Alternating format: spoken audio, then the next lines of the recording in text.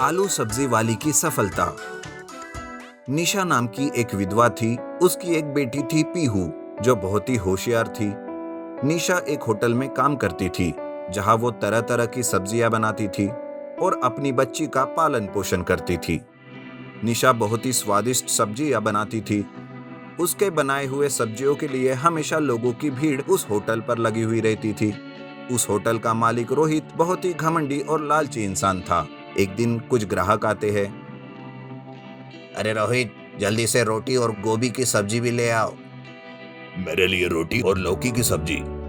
और मेरे लिए रोटी के साथ मटर और आलू की सब्जी देना। अरे हाँ भाई, सब्र करो, मैं सबके लिए सब लेकर आऊंगा। ऐसा कहकर रोहित अंदर जाता है और निशा को सारी चीजें बताता है। निशा सारी चीजें बनाकर देती है। तब रोहित वो सब लाकर ग्राहकों को देता है। ग्राहक वो खाकर कहता है, अरे वाह रोहित, बहुत ही स्वादिष्ट गोभी की सब्जी बनी हुई है, खाकर तो मजा आ गया। अरे आलू और मटर का तो क्या कहना, इसे खाकर मुझे मेरी दादी की याद आ गई। इस तरह सारे ग्राहक सब्जियों की तारीफ करते हैं।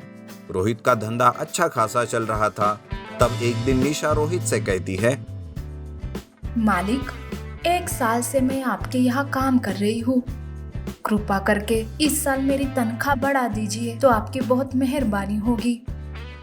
अरे तुम ऐसा क्या काम कर रही हो जो मैं तुम्हारी तनख्वाह बढ़ा दूं? पर मालिक। पर वर कुछ नहीं, काम करना है तो करो, वरना छोड़ दो। ये सुनकर निशा चुपचाप बिना कुछ कहे वहां से चली जाती है। रास्ते में निशा को एक लॉटरी बेचने वाला नजर आता है। वो कहता है, बहन, एक लॉटरी खरीद लो, सिर्फ 10 रुपए की है। सुबह से एक भी लॉटरी नहीं बिकी। घर में बच्चों के लिए रोटी ले जानी है बहन। निशा को उस आदमी पर तरस आ जाता है और वो एक लॉटरी खरीद लेती है और घर चली जाती है। अगले दिन पीहू की तबीयत खराब हो गई थी। निशा पीहू को लेकर अस्पताल जाती है। इस दौरान निशा को होटल जाने में आधे घंटे की देरी हो जाती है। इधर रोहित गुस्से से लाल पीला हो रहा था और अपने मन में वो सोचता है, अरे इस निशा के तो पैर निकल रहे हैं, इसके पैर अभी तोड़ने होंगे, नहीं तो ये आगे जाकर मेरे ही सर पर बैठकर मूंग दलेगी। निशा अपनी बेटी को घर पर छोड़कर होटल जाती है। तब रोहित उसे देखकर कहता है, ओहो, आ गई रानी साहिबा, कहिए क्या पेश करूं आपकी सेवा में? मालिक, मुझे काम से मत निकालिए, आधे घंटे की तो देरी हुई है ना। अरे कोई बात नहीं, जितना मन करे उतनी देर अपनी बेटी के साथ रहो। अब तुम्हारा यहाँ कोई काम नहीं है। तुम्हें पता भी है तुम्हारी देरी की वजह से मेरा कितना नुकसान हुआ है। साहब जी, वो मेरी बेटी की तबीयत खराब थी, इसलिए हॉस्पिटल जाकर आने में देरी हो गई। रोहित निशा की एक भी बात नहीं सुनता और वो उसे काम से निकाल देता है। उदास होकर निशा घर आती है। निशा को उदास देखकर पीहू कहती है, माँ, क्या बात है, क्यों तुम इतनी उदास हो और इतनी जल्दी आज वापस क्यों आई हो तुम? निशा सारी बात पीहू को बताती है।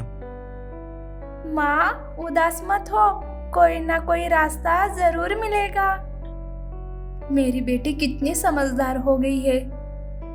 माँ, आप अपना खुद का होटल क्यों नहीं लगा लेती?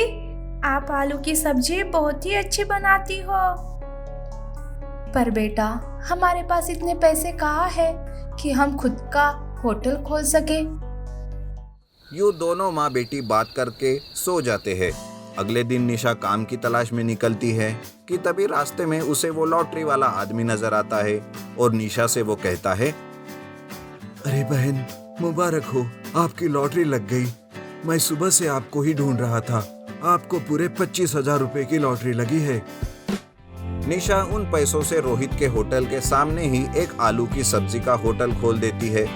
वो अपने होटल में तरह तरह की आलू की सब्जियां बनाती है और बेचने लगती है। ग्राहक निशा की बनाई हुई आलू की सब्जियों की खुशबू से उसकी होटल की ओर आने लगते हैं और खाना खाते हैं।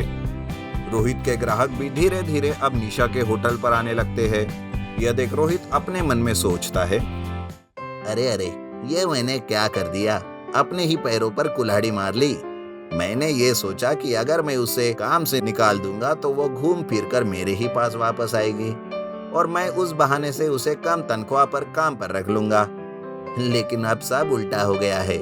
मैं तो बर्बाद हो गया। मेरे सारे ग्राहक उसी के पास जा रहे हैं। किसी ने सच ही कहा है, मेहनत और लगन से काम करने वालों का कभी नुकसान नहीं होता।